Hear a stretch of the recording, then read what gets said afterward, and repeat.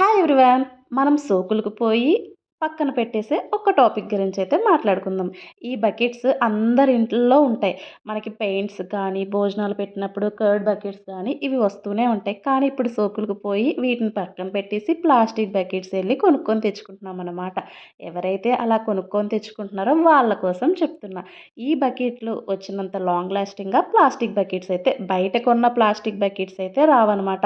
Especially హాస్టల్స్‌కి ఎవరైతే వెళ్తా ఉంటారో వాళ్ళకి బాగా అర్థమవుతది. మనం హాస్టల్ చేంజ్ అయ్యేటప్పుడు ఆ బకెట్స్ అనేవి ఎంత యూజ్ అవుతాయో ఓన్లీ హాస్టల్ లైఫ్ ఎంజాయ్ చేసిన వాళ్ళకి మాత్రమే తెలుస్తదనమాట. ఇవి ఇసిరినా, ఇరగ్గొట్టుకున్నా కూడా కావాలని చేసినా ఇరగవు. కాబట్టి ఇలాంటివి తీసుకెళ్ళండి.